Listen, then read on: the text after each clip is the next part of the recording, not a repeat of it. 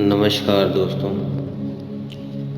आज का जो हमारा विषय है वह है ध्यान की शक्ति को क्या बढ़ाया जा सकता है। कोई टेक्निक है ऐसी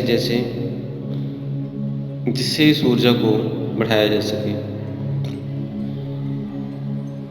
तो जी हाँ दोस्तों, आज हम उसी के बारे में बात करेंगे। आप कुछ ट्रिक्स यूज़ करके अपने ध्यान को की शक्ति को आप बढ़ा पाओगे। तो स्वागत है दोस्तों आपका हमारे चैनल में आत्मा से परमात्मा का सफ़र में। तो इसमें जो मेन 3 हम आपको ट्रिक्स देंगे, 3 पॉइंट्स आपको बताएंगे जो बहुत ही प्राचीन भी हैं और अब पहले भी ये काम करते थे और आज भी ये काम करते हैं। तो पहला पॉइंट है, आपने मौन रखने की प्रक्रिया शुरू करनी है अपनी लाइफ में। तो वो कैसे करेंगे, क्योंकि अगर आप तो ध्यानी हैं, अकेले रहते हैं, फिर तो आप ये कर लेंगे। लेकिन अगर आप गृहस्थ हैं, अगर उसमें करना चाहें तो कैसे करें। तो वो भी दोनों के तरीक़ों को मैं आपको बता देता हूँ। मौन जो आपने शुरू करना है वो कोशिश करें, आपको जिस दिन छुट्टी हो, महीने में चाहे 1 बार रखें। संडे वाले दिन जैसे हम ऑफिस में कुछ बातें नहीं करनी होती, कोई काम नहीं होता, तो मोस्टली संडे को हम लोग फ्री होते हैं। तो संडे को आप कोशिश करें कि मौन धारण करें। उस दिन आपने किसी से कुछ बोलना नहीं है, चुप रहना है। मौन की शक्ति बहुत ही बड़ी शक्ति है, जिसमें आपके अंदर एक ऊर्जा का संचार उत्पन्न होगा, अपने आप स्वतः ही ओपन होगा। अगर आप इसे संडे कर लें तो बहुत बढ़िया है। और वैसे भी अपने रूटीन में इसको शुरू करना है। आप पूरे दिन में कम से कम 1-2 घंटे से शुरू करें मौन करने का। जैसे आप सुबह उठते ही आप जैसे ध्यान भजन आपने कर लिया, तो उसके बाद भी आप बैठे रहिए 1 घंटे तक, 2 घंटे तक, किसी से मत बोलिए। या आप जैसे शाम को वापस आ जाते हैं घर 6-7 बजे, 8 बजे, तब आपने आकर उसको मौन धारण करना है। और वो मौन आप रात तक, जब तक सोते हैं 8-9 बजे तक, 3-4 घंटे, 5 घंटे का आप मौन रखिए। तो ये डेली रूटीन में आप लाइए। पहले शुरू कीजिए 1-2 घंटे से, और महीने में 1 बार तो ज़रूर करें संडे को। अगर चारों संडे आप कर सकते हैं मौन व्रत तो कर लें।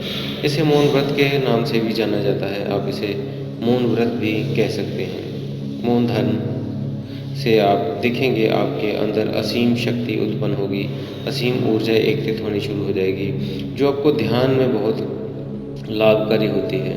क्योंकि जैसे हम जितना ज़्यादा बोलते हैं तो हमारे अंदर से ऊर्जा उतनी ख़त्म होती है। चाहे वो काम करके ख़त्म हो, चाहे बोल कर ख़त्म हो, तब वो ऊर्जा जो नष्ट हो जाती है, अगर वही ऊर्जा आप सेव रखेंगे तो आपको ध्यान में ऊपर उठने में मदद करेगी। और दूसरा है उपवास करना। आपने कोशिश करना है हफ्ते में 1 दिन उपवास का भी रखना है। मीन्स अपने व्रत रखना है जिस दिन आप कुछ ना खाएं। अगर खाना भी अपना चाहते हैं तो उसमें आप थोड़ा बहुत पानी पी लें, या दूध, नारियल का दूध बनाकर पी लें। ये 2 चीज़ें आप पी सकते हैं।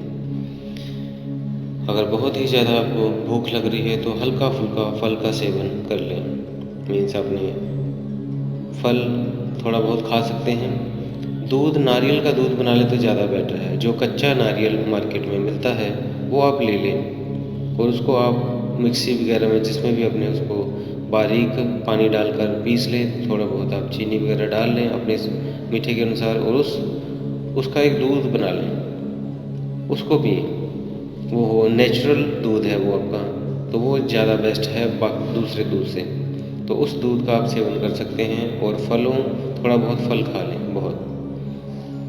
तो आपने ये उपवास रखना है, हफ्ते में 1 दिन ज़रूर करें। तो ऐसा इसमें क्या होगा, आपके शरीर की शुद्धि होगी, जिसमें आपके जो ब्लॉकेज हैं बॉडीज़ में, वो सारी बॉडी में ब्लॉकेज बाहर आ जाएंगे, डिटॉक्सिफिकेशन हो जाएगी। तो जब आप ध्यान में बैठेंगे तो आपका शरीर आपका साथ देगा और वो उस ऊर्जा को आप ऊपर उठने में वो मदद करेगा। तो इसलिए शरीर को भी स्वस्थ और साफ़ सुथरा रख रहा है। मौन से मन साफ़ सुथरा हो जाएगा, उपवास से शरीर साफ़ सुथरा हो जाएगा। और बाकी दिन भी तीसरा पॉइंट जो है वो भोजन के ऊपर है। भोजन आपने सात्विक भोजन खाना है, कोई भी अपने नॉन वेज का इस्तेमाल ना करें। हो सके तो प्याज और लहसुन को भी अवॉइड करें, ये भी ना खाएं, क्योंकि इनमें एक उत्तेजना पैदा होती है जो आप काम ऊर्जा को उत्पन्न होती है, जिससे जो हमारे ध्यान की ऊर्जा को ऊपर उठने की बजाय नीचे की तरफ खींचती है। तो इसलिए इन दोनों चीज़ों को भी आप अवॉइड करें, ना खाएं, भोजन में आप सेवन ना करें। और भोजन अपने करना क्या है, सिंपल भोजन आप करें। जैसे सुबह उठें तो आप चाहे मूंगफली, जो कच्ची मूंगफली आती है वो आप भिगो दें रात को, थोड़ी सी 1 मुट्ठी आपने, और वही सुबह उठ के जो भिगोई हुई मूंगफली है वो खा लें। और अपने सुविधा अनुसार 2-3 केलों का सेवन कर सकते हैं। ये बहुत ही शक्तिशाली ऊर्जा आपके शरीर को देगा, हर तत्वों को आपके पूरा करेगा। एक तो हल्का खाना हो गया, दूसरा फ्रूट का हो गया खाना आपका, और तीसरा आपके शरीर को पूरी ऊर्जा देगा। अगर पूरे दिन में भी इसके बाद आप कुछ नहीं खाते तो कोई बात नहीं, इतना ही आपके शरीर के लिए बहुत है। अगर आप खाना चाहते हैं तो शाम को, रात के समय आप भोजन ग्रहण करें, 6-7 बजे तक आप भोजन कर लें, वो बेस्ट है। अगर आप ये चीज़ नहीं कर सकते तो आप दोनों टाइम, सुबह और शाम को 2 बार भोजन करें। सुबह तो आप जब जाते हैं ऑफिस अपने खाना खा लें, और रात को कोशिश करें अगर सूर्य अस्त होने से पहले खा लें तो बेस्ट है। नहीं तो अगर लेट आते हैं, जैसे आप 8 बजे ऑफिस से आते हैं, तो 9 बजे तक आप भोजन कर लीजिए। तो भोजन में ज़्यादातर आपने हल्का भोजन करना है, उसमें सलाद आपने ज़्यादा ऐड करने हैं। जैसे सुबह के खाने में आप जो खाना खाओगे तो उसमें अपने सलाद ज़्यादा ऐड कर लेने हैं। और वैसे भी सलाद और फल को अपने लाइफ में ज़्यादा यूज़ करें, क्योंकि ये जो जीवित तत्व होते हैं इनमें, ये हमारे शरीर को भरपूर ऊर्जा देते हैं। कोई भी फ्रूट फल आप जब लेते हो तो कोशिश करें वो तरोताज़ा हों। तरोताज़ा का मतलब यंग फ्रूट, आपने जवान फ्रूट को ख़रीदना है जिसमें भरपूर ऊर्जा होगी। ये नहीं आपने सस्ते के चक्कर में सस्ता फ्रूट, ख़राब फ्रूट ले लिया तो वो बूढ़ा फ्रूट और बीमार फ्रूट है। अगर आप उस फल को खाएंगे तो उसकी ऊर्जा भी बहुत कम होती है या ख़त्म ही हो जाती है। तो इसलिए आपने अच्छा फ्रूट लेना है, फल जो है ताज़ा लेना है, अच्छा लेना है, उसको आप सेवन करें ताकि उसमें पूरी ऊर्जा आपके शरीर को मिल सके।